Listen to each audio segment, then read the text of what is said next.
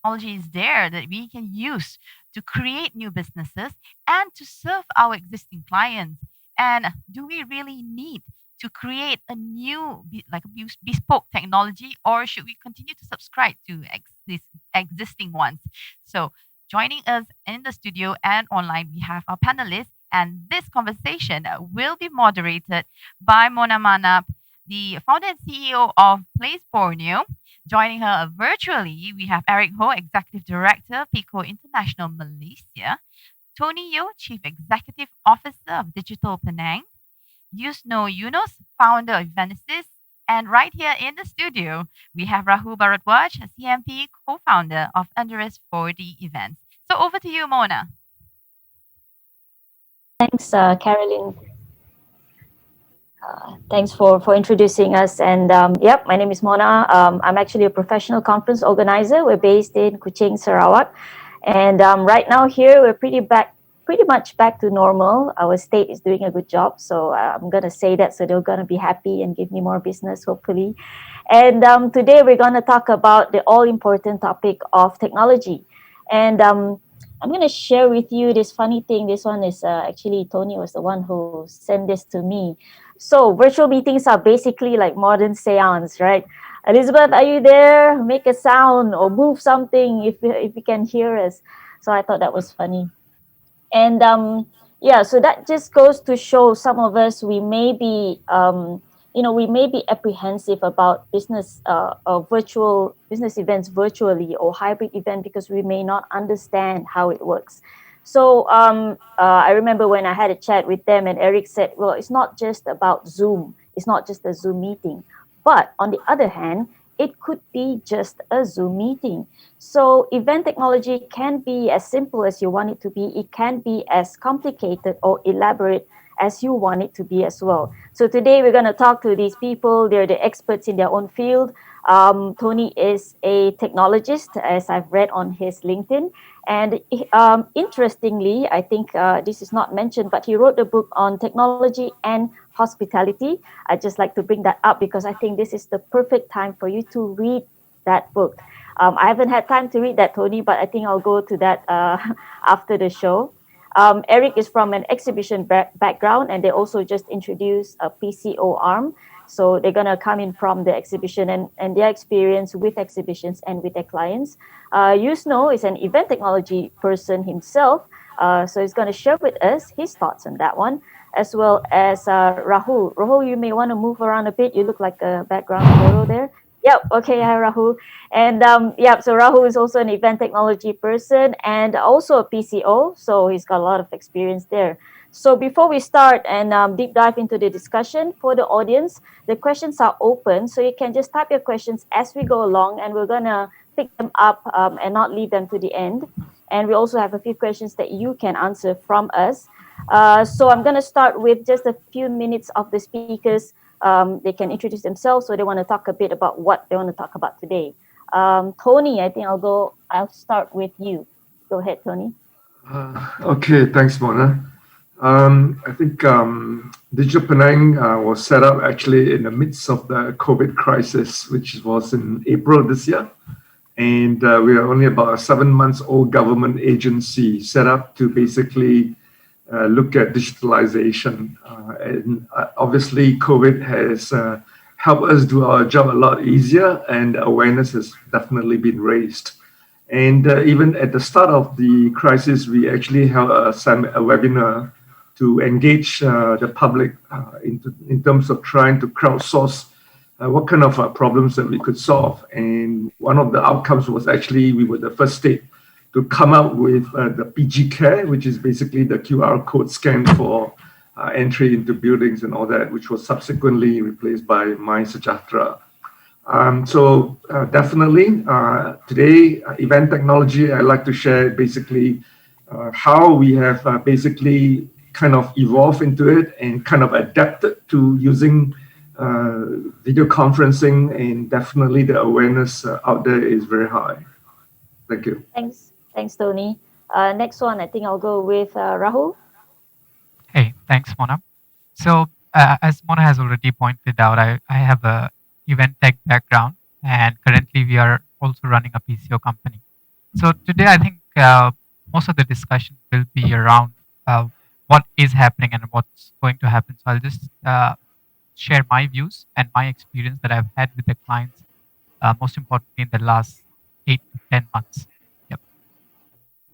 Okay, nice and short. Yusno, you go ahead. Hello. Hi, everyone. Good morning. I'm Yusno, CEO and founder of Evenesis. So we are a Malaysian-based event management software company. So when we first started back in 2010, it has always been about creating tech software, web-based mobile app that is basically solving the needs and pains of the industry. So I think today we're definitely going to discuss a lot about technologies and its relevance to the industry and how we could cope by sharing some of our own journey throughout the past, say, 7 to 8 months. And hopefully we could also share, I personally would like to share on some of the framework that we have created that could enable the industry players to be better prepared and cope with the number of technologies that we have seen popping up around during this pandemic. Okay, thanks. Great stuff. Okay, Eric, I saved the best for last. So you go next. Yep, go ahead. Yep. Hi everyone, thanks Mona for the intro. Yeah, I'll just basically share a little bit who we are, where I'm coming from. I believe Mona has mentioned that we are from the exhibition industry, but apart from that, I think we are much more than that. Today, we are also moving into some PCO services with our partners and also in events, corporate events, apart from just trade shows and so forth. And we do quite a bit of branding. And of course, with the last 9 months, we really have shifted our perspective in terms of where are we going to go. And without knowing what's going to happen next, I think, like it or not, we have moved very quickly and indulged in event technology where we can still meet up despite all the movement control and so forth. And yeah, I'm glad that today PSAC has organized this session for us to share a little bit of our experience for the last 9 months. Thank you. Okay, thanks, Eric. Yep, so we're gonna go right in.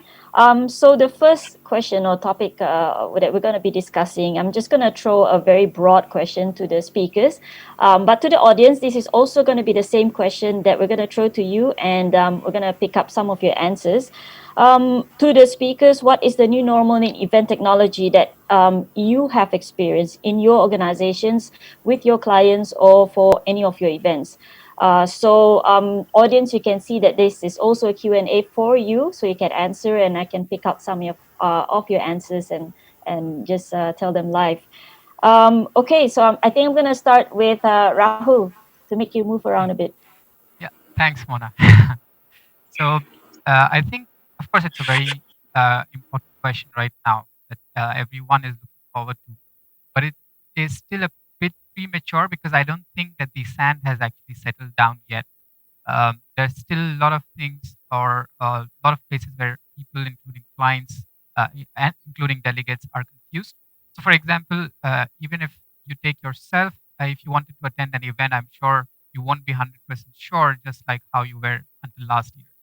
So, I think there's still a lot of moving parts, and it will still take some time before we can get this answer accurate. But based on my experience, a lot of things that have changed, noting from the clients do not know exactly what they want right now. Like before the pandemic, we had clients coming in and they knew exactly what they're looking for, as opposed to what they are doing right now is they're just giving us an objective and they want us to figure out everything in between. And somehow we have turned out from more than a PC or an event tech company, we have turned out to be educating our clients, educating our prospective clients, educating people who are probably attending these kind of events. So this is one of the biggest shift. And with this shift, the other issue that has come up is there is no clear boundary, uh, or people do not understand what's the scope of work because there are few vendors or suppliers involved. and the client is not able to draw the line, or client is not able to understand what they have to use or which is the company that they have to use. So this is one of the biggest change that I've seen, as opposed to how we were doing events until end of 2019. Now, apart from that, I do believe that it would take at least 6 to 8 more months for the clients to also know, because it takes at least one event. You have to organize at least one event to know what you want from the following events. So you can't be just doing it on paper, which a lot of clients have been trying so far. You have to organize it, go through it, like what PSEB is doing right now, and only then you know for the following year or for the following event what you exactly want to do. So yeah, that's what I believe. So we should be able to know better in 6 to 8 more months. Thanks, Rahul. Yeah, I like that. I think all of us are in this experimental mode where we need to actually do it and make mistakes and learn what we actually want for the next one. So because we will know just by listening to people or watching online, so we actually have to organize it ourselves, and we know what mistakes we can make. Love that. And the blurred scope of work, I'd just like to ask you a bit more on that. When you say that, is it because people don't know whether they should engage a PCO or just an event tech company, or how does that go with you? Yes, what happens is, I'm sure few of us on the panel will also understand this. Previously, we were offering services which were very clear cut. So, for example, with Pico, we know if I'm working with Pico that they're doing the booths, or if I was working with Yusno, I know that he'll be handling the registrations. But right now, what happens is, because everything comes to one platform. So people, or even the organizer, is not sure who is going to handle that part. So, for example, just this platform that we are using right now, people are not sure whether if there is a booth on the lobby, as you would see PSEB has a booth, would that be handled by Pico, or would that be handled by PSEB themselves, or would that be handled by the company which is providing the tech, which is, we have done it. But of course, it's easier when we are working with PSEB because we work as partner. But if it was a client, actual client that we are working with, they would have no clue about it. And they would just try to find the first person that they can get in touch with and just try to leave everything to them. So for example, if a client got in touch with Pico first, they would just want Pico to do everything. How they do it, they don't care about that. If the client got in touch with me first, they would want me to do everything. And they won't care about whether I get Pico on it or I get Yusno on it. So, and same way, if they got in touch with Yusno first, probably I'm sure Yusno, the clients would be asking, can you just do everything for me? And then, that is where the lines are very blur, especially for the client. So that is what I mean with the blurry, scope of work. It could be bad, it could be good, but it's definitely the way that we handle it together, as partners, because I don't think there could be one company. Just like in the physical world, there couldn't be one company that handles everything to do with the event. So online as well, I don't think there could be or should be one company handling everything. So definitely there'll be partners involved. And in the next few months, as I said, I think it will become a little bit more clearer to the clients and within the industry where we are drawing the line. So I hope that happens earlier, and I hope that everything happens smoothly. Yep. Yeah, great stuff. I think we're going to go into talking about collaboration in terms of industry partners for event technology later on. That's great. Next one, Tony, give us your thoughts about what you've been experiencing so far after the pandemic hit us. So when we wanted to hold the first webinar, and we struggled to see what tools can we use out there. And then we look at Google Meet, we look at Zoom, Jazz, all sorts of conferencing technology that was out there at the time. And then there were limitations, obviously. Some could not handle more than a few hundred clients, and some could handle multiple, unlimited, and stuff like that. So in the end, I think we settled with Zoom, obviously, and because it's the easiest to use, right, from a user point of view. So that became kind of like the de facto for a lot of the things that we started to do. But I think going back to this thing about the event technology space, I think it would evolve. I think it's still in a very early stage where there are still a lot of point solutions where you have StreamYard for, let's say, streaming or live event, a live storm, and then you've got various point solutions solving various problems. But I think eventually there will be some merger consolidation in this space, and there will be a super platform, I believe. I mean, it's like the days when you have a airport, right, for music and one for watch, for camera, one for your phone and stuff. But now it's all consolidated into one device. So I believe in this space that there will be a super platform coming in the future where it will be a lot more sophisticated and there will be less of the small players. I'm quite sure somebody will come in and consolidate that into a platform that would actually facilitate multiple needs for a same client. I mean, one of the challenges we found was, for example, doing breakout rooms. I mean, it's good that you can have the breakout room, but then you have no whiteboarding facility and stuff like that. So limitations. Yeah. Thanks, Tony. Yeah, I think that's interesting. The super platform. It sounds, I hope it's not going to be too expensive for all of us to use, but it's going to be definitely very, very useful. Maybe we can talk about that a bit later. Next, I think, Eric, you want to share with us what were your experiences in this? Yeah, sure. Thanks, Mona. Basically, the new normal we see now is the search for the best solution for event technology for community and brand engagement. I think overall that is what everybody, especially looking from the client's perspective and also the supplier's perspective, this is what the search is. I think for the last couple of months, everybody has been just searching for the right tool or the right approach. Yeah, and for us, Pico, we have actually had our direction into tapping into digital technology several years ago. But however, during this pandemic for the last 9 months, it has basically accelerated the process.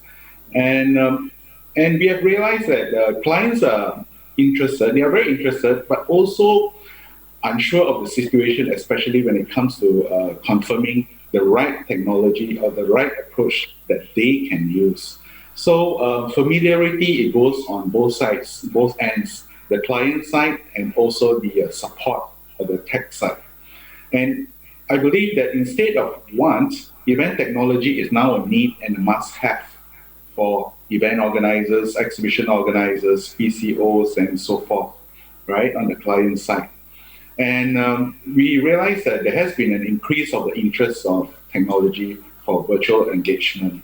And I recall probably when we started to try to sell to our clients, say months back, many of the clients will say, no, let's wait and see first. I'm sure they are scouting around this and that. But today we have clients coming back to us that, hey, I think we really need to do this, right? Can you review back what you have shared with us again and see what have you developed? Yeah, so I mean, that is encouraging. And people already started to realize that it is an investment per se that they must engage in, right? And of course, there are still clients that still have the wait and see attitude and prefer to wait until the physical event is allowed because they are apprehensive about utilizing event technology. However, they should in fact start investing in event tech now and consider it complementing the element to an in-person event, not a replacement. So I think the advantage of event tech will definitely bring a physical event to another level. Right? Mm-hmm. And we have also learned very quickly that event tech only answers half the questions, half the solution. The other half is the strategy and the content. Mm-hmm. So what is the approach when we want to engage with our clients' community? I think that should be also very thoroughly thought of. Then to find complementing the right tool or the right technology to complement it, then that will be a successful event virtually. Mm-hmm. Yep. Thanks. Oh, okay. Thanks, Eric. Yeah, I think a lot of people may have this fear because they feel like event technology or virtual events are taking over. You know, they're just taking over the whole thing. But that's not the case. And like the essence of organizing your business events is still the same. You're engaging people. You're touching the communities. You're bringing values to the lives of your members if you're an association. But it's just the way you're doing it is has changed right now. And how do you change? How you adapt to that change? I think there's quite a few words that you brought up just now, the wait and see attitude. I think that's right. We also had a client during the beginning of the pandemic. They waited for 6 months and then they came to us, okay, we want a virtual exhibition now. So, before this, they would not even think about it. Okay, Yusno, the best for last. So let's hear from you. What has your experience been with this event technology in terms of all these changes that has been happening? Thanks, Mona. So interestingly, I think a week before we went into our first lockdown in March, we were helping a client in Kota Kinabalu. And on the first day of the event, I think WHO announced that this COVID-19 is a pandemic. So that was the day where we decided at that point in time that we're going to work from home.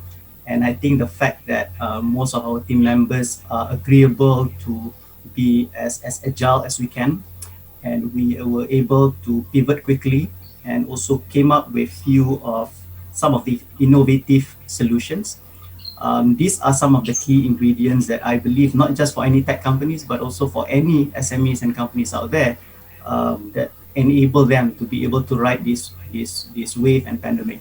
So I always coin it as API. API means fire in English. So agile, pivot, and innovate. So if you go through that process, I would say that, yeah, some of the technologies that we have introduced and we have innovated during the pandemic, there are three things actually. So the framework that I'm going to share shortly basically enables us to come up with this solution. So instead of reinventing a lot of wheels, so you saw a lot of virtual solutions out there, we decided to glue them all up together and integrate some of the solutions. So we already have a very strong base in Evenesis in terms of database registrations, a big platform there. But when you have Zoom, you have GoToWebinar, you have Gmeet, all of these things, you are discouraging people from subscribing to multiple platforms, you see, because all of these databases are in different formats and different platforms. So when we have Evenesis, we are integrating back into all of these solutions. So regardless of which platform you use, the data will then be stored back to Evenesis. So the quick ability for us to integrate to all of these solutions enable us to capture this seamless market in terms of event software. Secondly, that we did was we actually work with devices. So we looked at CCTVs, especially in shop lots, venue, where we are able to connect sort of like our machine learning solutions, where we are able to detect social distancing and crowd gathering. And thirdly was, I think last week, we just completed the first ever event that was done in not just virtual, but virtual reality mode. This is where we are actually enable the client and the attendees to wear their VR headsets, just like the movie Ready Player One, right? When you basically get into the world where you can actually walk, you could actually exchange business cards, you could actually play games, you could actually sit in a chair. I think we did a similar kind of approach this morning with Professor Eddie in a virtual kind of setting. So we did that in a real life event as well. So these are the three things that we practically did during the pandemic.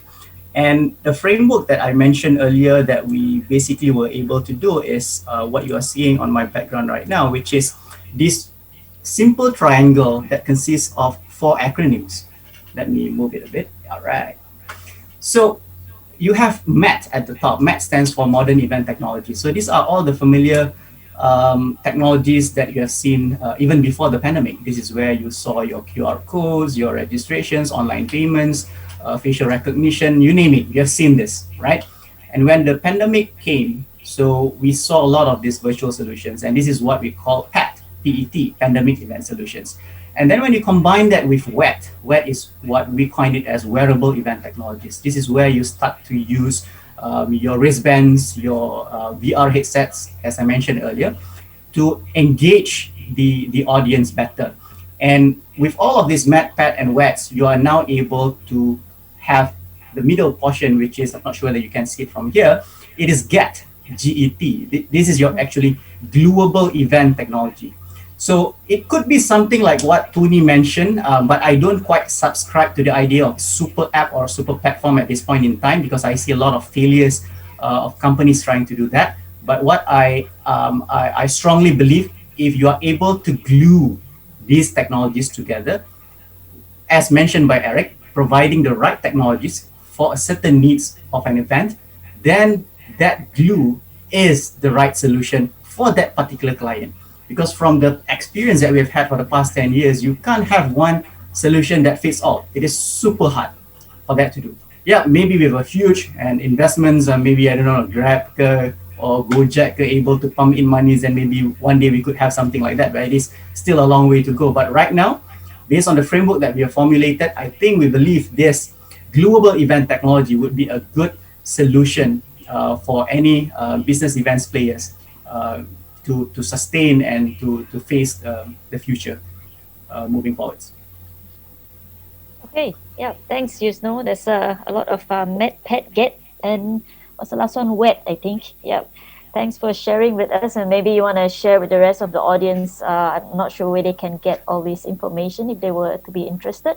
I'm just going to read out some of the answers from the audience. What changes in event technology have their organization experienced in the past few months? So one answer is, conventionally, event technology would focus on abstract submission and registration system. But now clients are opting to go hybrid or virtual, and so they will definitely need to source for new technology to cater to this hybrid element. The next answer is pretty interesting. No more customer joins our company. We lost many customers and money for these few months. So I think that's a very, very common situation that's facing a lot of us. We're losing quite a bit here because we're trying to catch up with technology, and we can't do that fast enough. So from this answer, I'm just going to throw a question at our speakers. Now, for people who are not in event technology, like PCOs, event organizers, even venues, and especially associations, if we were to invest in just one event technology aspect, just so that we can be slightly more competitive, we don't have to spend a lot of money, but we have something basic that we can work on with our clients for our events, what would that be? What would that solution be, or that thing be? Is it hardware, software, or skill, or anything? If we could invest in one thing.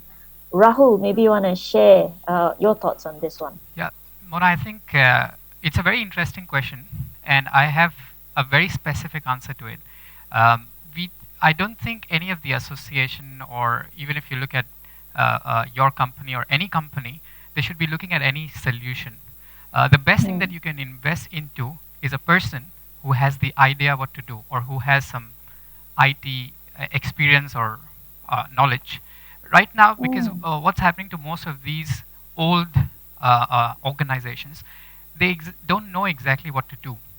And that is very risky, because when they go to any of the software, they have got no clue what they are looking for. And they just end up probably buying something that's cheap, or probably something that they heard from someone else, which is not, most of the time, which is not the best thing to do. So if you have one person, if you talk about an association, you should hire an in-house person, or if you can't afford a full-time, maybe you can just retain an in-house person for guiding the association or the organization how to use what's already out there, instead of trying to bang their heads into different walls all the time. So I think the investment should go into a person who has the knowledge. Yep. Wow, I think that's fantastic to have at least one person to just focus on this. And I think that especially works for associations that have a lot of events throughout the whole year, and has a flagship event every year, a big one. So it's worth the investment. And rightfully so, we're not very experienced in this, and will take us a long time to actually experiment and look out for the right tool that you can invest in. And when you do, it might be the wrong one. So it's better to just upskill or reskill your existing staff for a multiple solution sort of platform. Tony, do you have any thoughts on this one?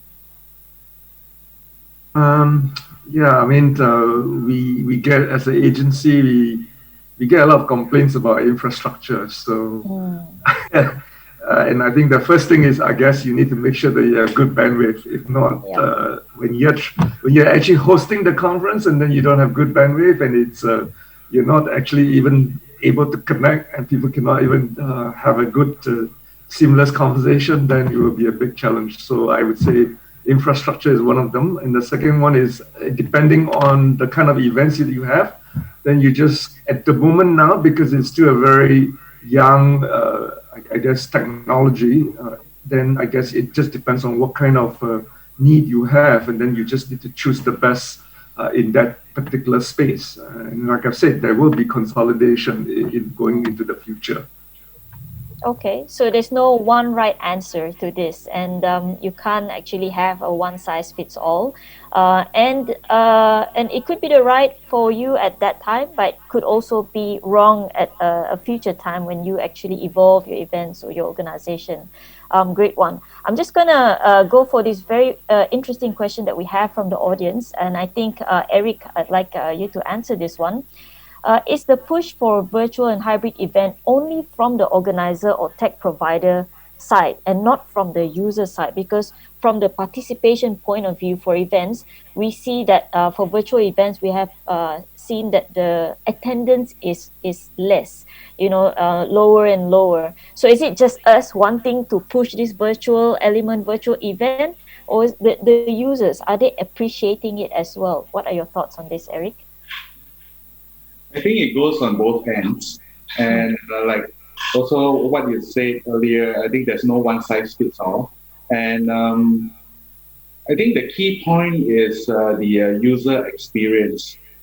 And also, I think we have to incorporate not just one-way messaging, communication, but of course, we need to incorporate gamification. When you want to have engagement with or for the viewers or the participants, I think gamification is one element. How do we find the best suitable element that we can incorporate into our virtual events?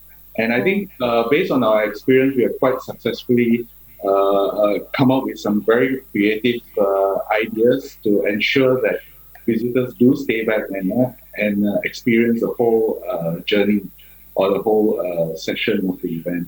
Yeah.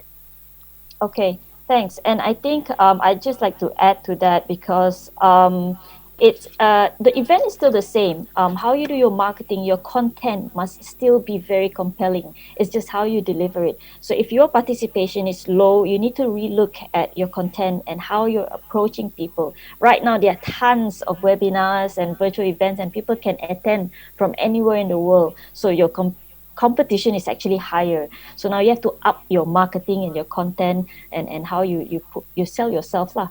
The next question actually is from we've discussed this, and I kind of like Yusno's answer that time. So I'm just going to go with Yusno. What we discussed about how some event organizers, PCOs or associations, they sometimes want to do the event technology themselves because they think it may be cheaper for them to do so. It could be easier for them to control. So what are your thoughts on this, Yusno? I think you mentioned something about stick to your knitting or doing what you do best. Could you elaborate a bit on that one? Good question. I think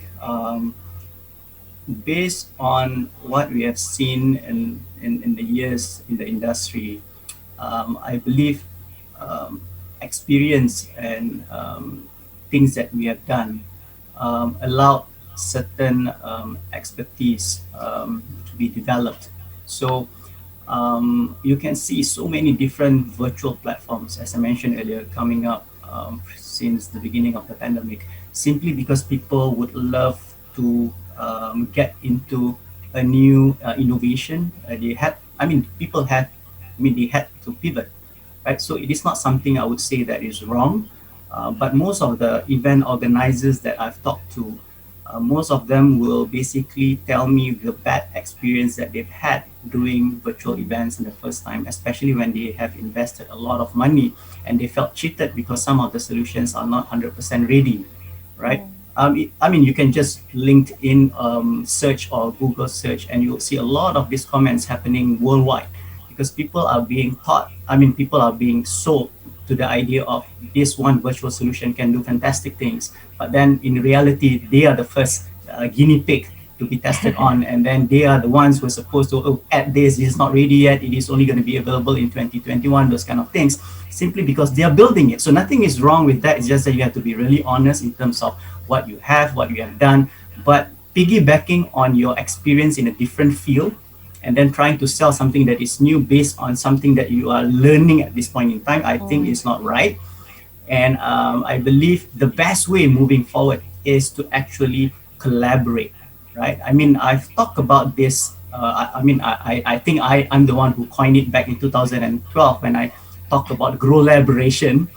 So I'm not sure how many of you have heard about the growth by collaborating, because I think we can grow faster with partnering, collaborating with those who have the expertise in the industries. So if we are good in tech, we would love to partner with someone who's good in organizing events or building booths, those kind of things, the event production team. We do not want to basically do that ourselves, simply because we can leverage on each other experience and technology. But then again, I do understand the fact that, as I mentioned earlier, that people had to pivot during these tough times. Thanks, Yusno. I like that glorabulation. Is that how you pronounce it? Glorabulation. Glorabulation. Okay. Yeah, I need to learn how to pronounce it from you. But that's fantastic. I think collaboration is the way to go. And there's another question from the audience, and I think that links to this. What advice would you give to small event organizers with a tight budget in handling event technology that requires payment for premium usage? I think the answer here is also collaboration or glorabulation with event technology partners that you can find out there, so you don't have to actually spend so much. You can actually piggyback on what they have in-house and work with them. But in that case, Rahul, do you have any other answer for this question that was posted to us? Yeah, it's very interesting. I think this was the first round of question that we got from most of our clients, because during the lockdown, a lot of our clients started organizing these webinars, and I'm sure there were others who are not our client also doing that, because we got so many invitations during that period of 4 to 5 months. Now these clients started coming back to us because they thought, now we want to charge our delegates. So far we have just been doing it on Zoom. I sent an invitation link, and I'm sure, as Tony also mentioned earlier, that is how it starts. So they send this link, you can just fill in your name, email, and attend. But the problem starts when you want people to probably pay for the webinar and then attend. And it becomes worse when you want people to pay different amount and get access to different kind of webinars or different kind of sessions. So that was the first wave of customers coming to us and asking, are you able to do that? So it is definitely possible, but there is, I can't think of one solution that offers both of this together, because as a fact, I think Zoom is a great video conferencing platform, right? There are so many others that have come out during this period or even before, but they don't really compete very well when it comes to the video streaming quality and the features that some of these softwares like WebEx, Zoom, and Google Meet provide. But then there are some others who provide much better registration options, payment options, and all that. But I haven't found a solution that has put all these two at least together at this point of time. So if you're on tight budget, what you have to do is you'll have to use something like, let's say, Eventbrite, for example. You can also use Yusno, but I mean, Eventbrite is free. So you can use Eventbrite to collect your registration. And you can use one of these platforms, which could be Zoom or WebEx, and then stream into a page which is locked. Now that is the cheapest solution or cheapest way of doing it that I can think of. But definitely there are much better solutions at marginally more price, which we have been doing, which I'm sure some of the other vendors have been doing as well, including this Be at Penang. So this also had a payment option. And just for the viewers who don't know, we are still attending in as moderators from Zoom. So what you see on your screen is something different, but we are still using Zoom video conferencing as the base to actually stream the entire video, because there is no point setting up a video streaming server just for this event. So this platform just enables you to log in with a username and password, and just puts together the Zoom capability, puts together the payment probably which was through one of the payment gateways that you would have paid if you're attending this. So it just puts them together. So this page that you're viewing right now is locked. If you try to share the link of this page, if you try to share the code of this page, it won't work for other people. So yeah, that is the way to go. I don't think that you have any or a lot of other good options how you can do it. I'm not sure if someone on this panel has a better idea, but this is what my experience has been so far, because it's not just about collecting payment, but it also gives you the option or opportunity to actually have sponsors, which also sometimes could get tricky if you're just trying to do it over a single platform, probably over Google Meet or something. So yeah, maybe we can hear from others as well, Mona. Okay, yeah.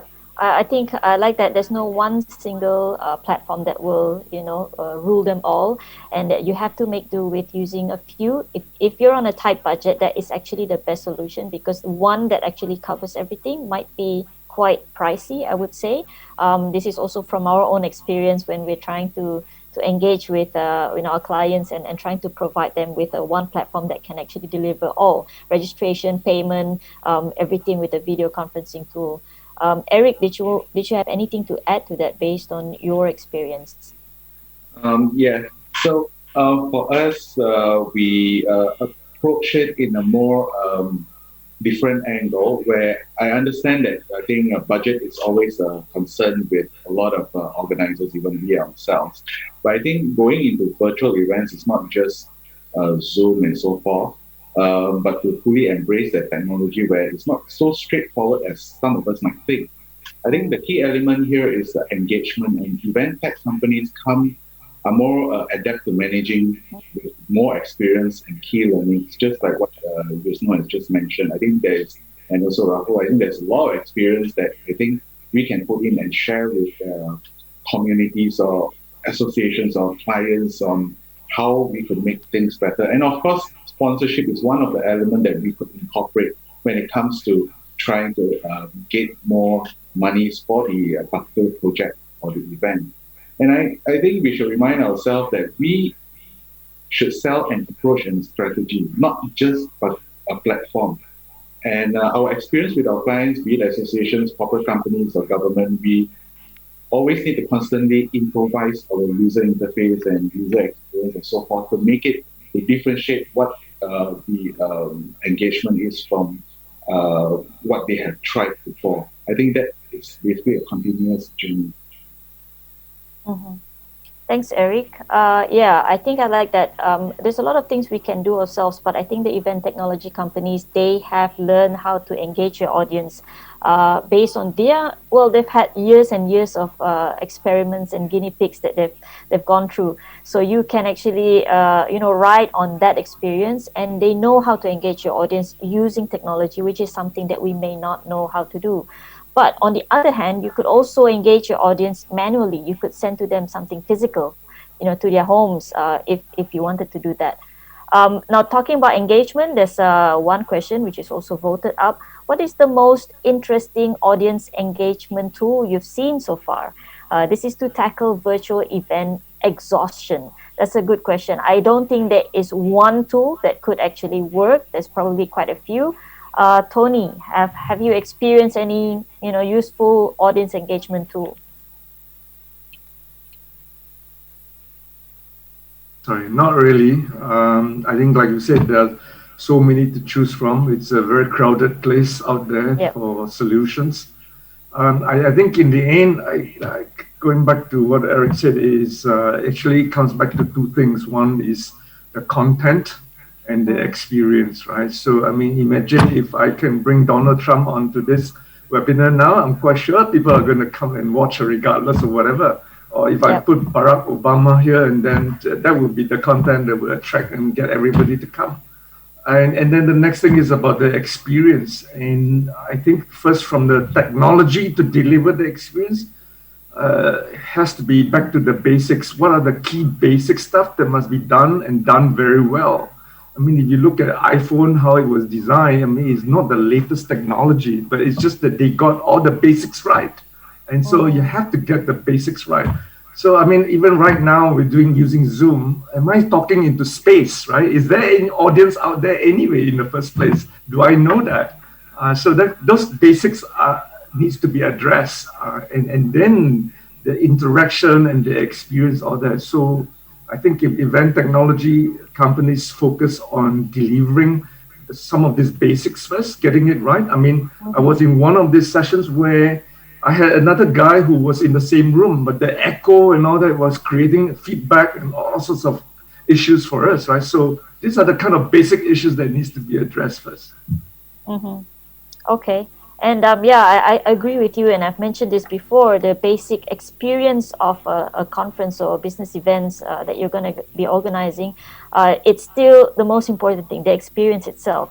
Like he said, if you have a fantastic speaker, Paul McCartney or someone, Britney Spears or whoever, people won't care, what platform you're using. They just want to listen to your speaker. So the experience is still the most important thing, the content and the whole experience itself. Yusno, any thoughts on this? You unmuted yourself, so I'm assuming you wanted to say something. No, I mean, I couldn't agree more with whatever that has been said about experience. I think even we as a company, we have long rebranded ourselves from being an event tech company. So our tagline has always been about bettering event experience. So because we realize technology is just a tool, it is just an enabler. And when you're running or organizing an event, you need digital. I mean, you need digital tech. You need that to operate and make it more efficient, make it more engaged. But at the end of the day, it's all about the strategy, as what Eric mentioned earlier. And these tools, the ones that we are talking about, the one that we're discussing about, should be able to help organizers decide how best to really engage and get the experience to the optimum level. I think one of the things that we have seen and we've done with a lot of organizers out there is to simulate the experience in real life events and conferences where people, normally attendees, what do they really want other than listening to speakers and contents? It's all about networking. It's all about connecting with another human being. And this is where, when in between conferences, you are able to do virtual speed, not speed dating, virtual speed networking, or a table that you allow them to randomly meet people in the hall, those kind of things. This kind of activity would increase the interaction and the impact that I normally get when I go into any events. Thanks, Yusno. And actually, they could also try to think of virtual speed dating right now. That could also be a new business right there. So yeah, I do agree. Networking is one of the main reasons why we attend business events in the first place. And that should be a key element in any of your events, because people don't just want to listen to your content. They also want to talk to each other. They want to exchange ideas, get solutions from their peers. Yeah, before we go further, I'd just like to put on a poll on one of our questions. Would off-the-shelf event technology solutions or bespoke or custom-made or customized event technology solutions be the one for you? Yeah, just vote on that one, and then we can see what your answers are. And talking about, there's a lot of organizers who try to, when Yusno said, to simulate the real life experience. There are ways of doing that online, but there are some people who actually try to copy whole physical events into the virtual element, which is not the right thing to do, because then it is a totally new platform that you're trying to use here. So how do we go about that, and how do you educate your clients that it's totally different, although the basic elements are the same, but how you actually deliver it is actually different? Rahul, do you have any thoughts on this? Yeah, because I did say that our role have changed from innovating to actually educating our client during this period. So you see, end of the day, the client has the final say. We only recommend things to them. So if the client wants to do something with their event, we do not stop them from doing it. So if they really want to replicate everything that goes on physically onto a virtual platform, we allow them to do it, you know. But we always recommend or give them ideas what will work or what will not work based on what's the experience that we have had with our past events. So sometimes we can just strongly recommend, but yeah, we do not curb them from bringing anything in or demanding for anything that they want. Because I do also understand that not all events that probably we have experienced in the past are the same which we will be delivering in the future.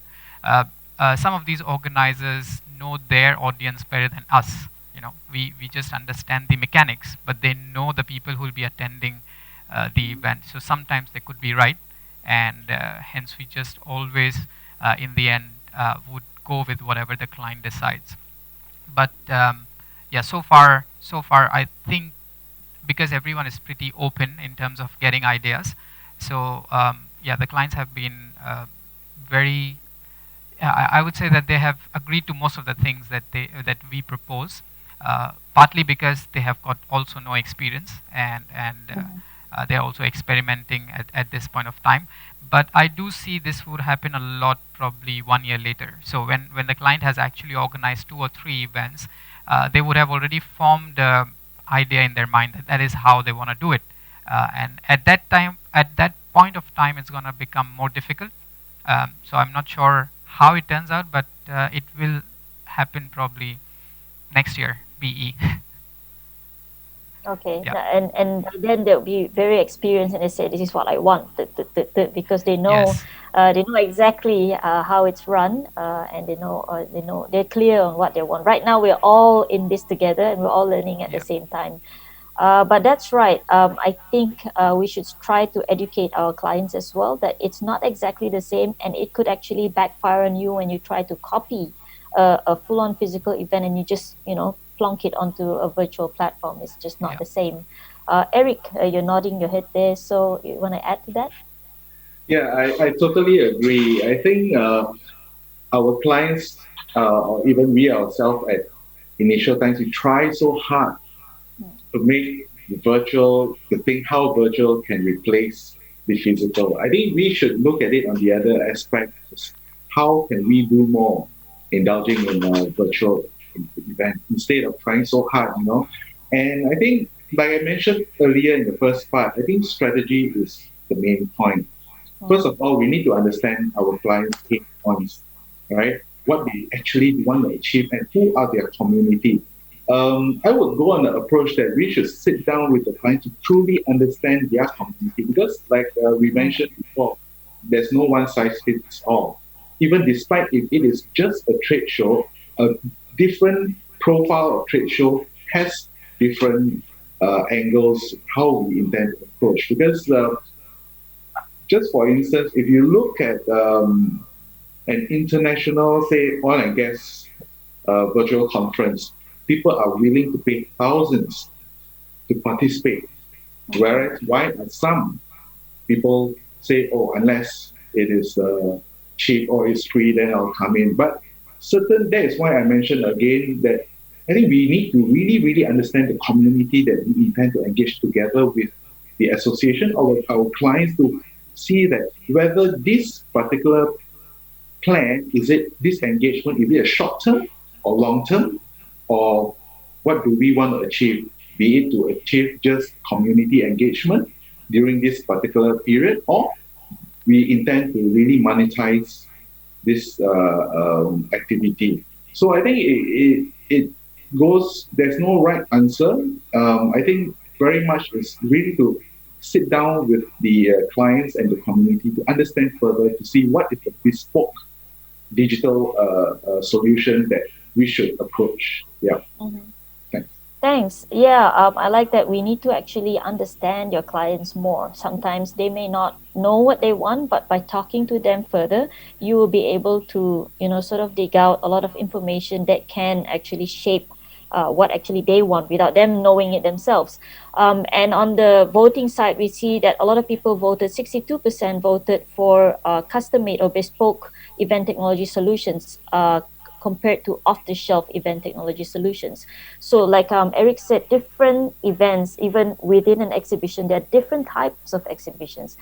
And within one event, this one exhibition, you need different elements of event technology that could work for the whole event. So I think that's great. And there's one good question here.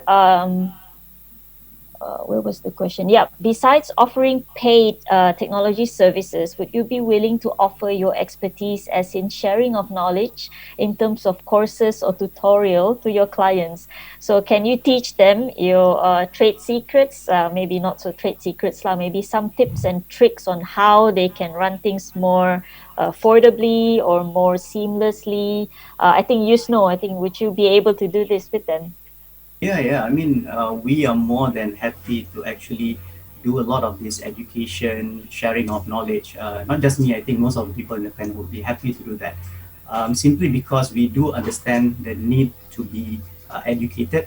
And in fact, when we first started the company 10 years ago, we spent about 2-3 years to get the industry realize the importance of having a database, having a registration solution, right? We created a lot of, at that point in time, there was no webinars, but it's more like road shows, inviting some of these event organizers to our offices, doing some weekend events, those kind of things. So now with the power of virtual technology, we can definitely do that.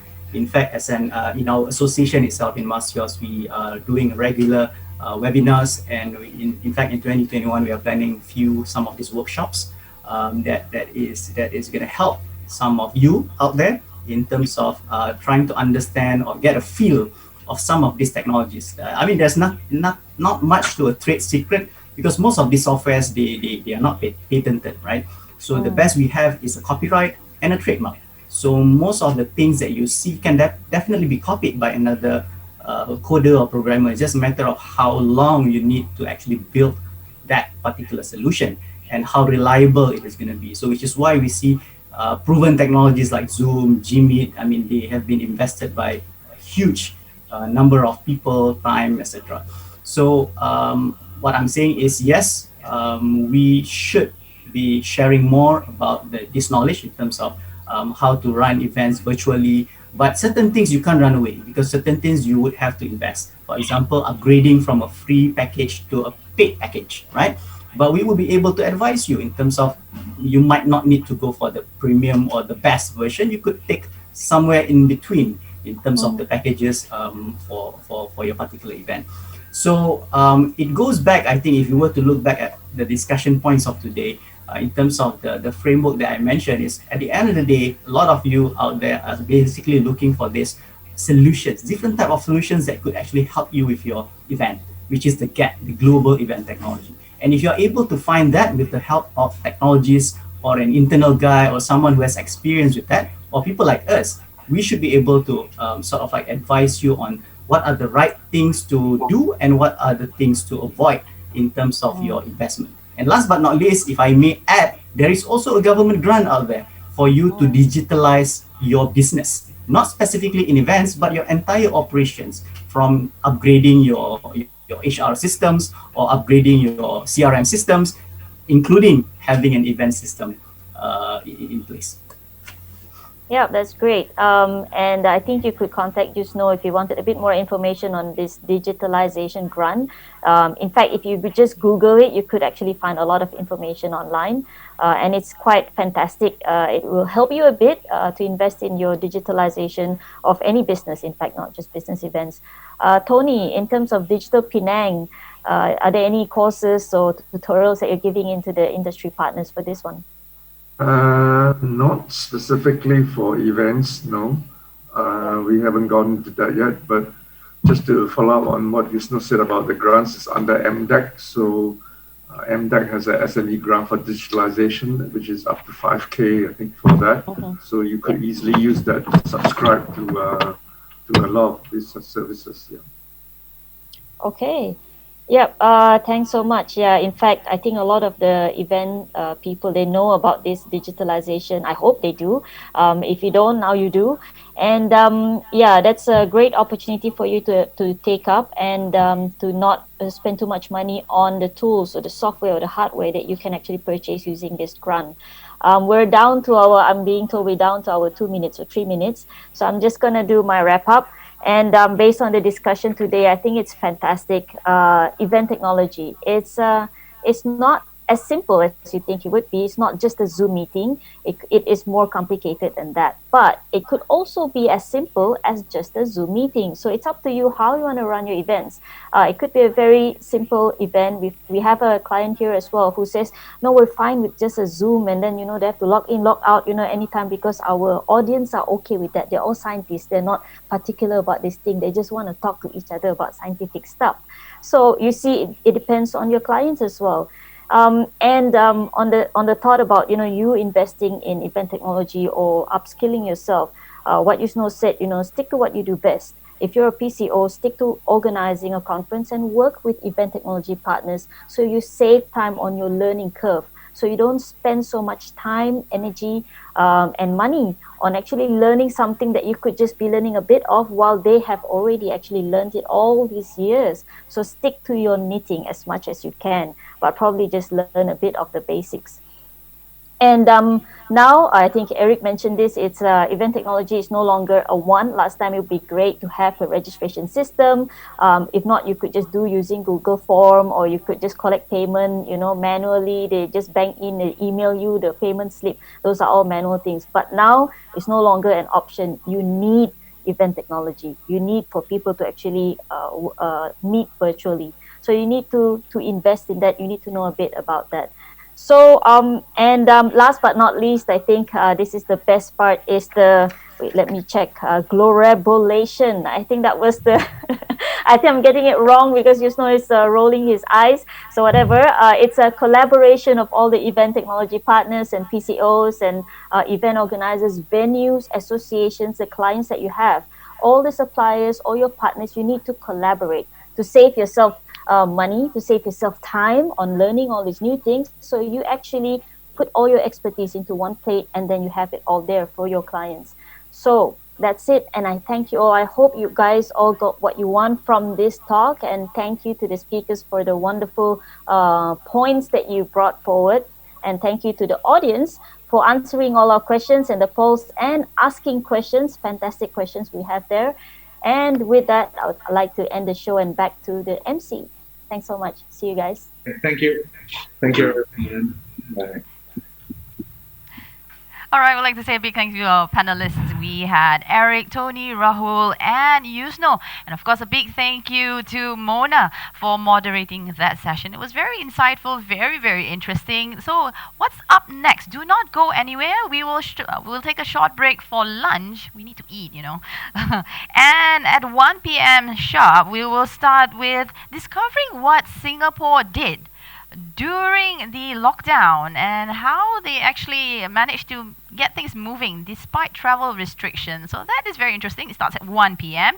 and after that it will be followed by the keynote closing by the CEO of Leaderonomics, and roughly about 2 p.m.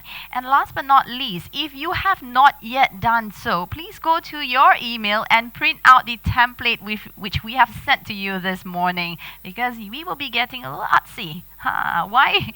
It's going to be very interesting because we have at 2 p.m. the CEO, the Penang-born watercolor artist Esther Gare, who will be leading us into some arts work. That will be fun. So get ready your tools. It can be colored pen, colored pencil, your kid's crayon, anything.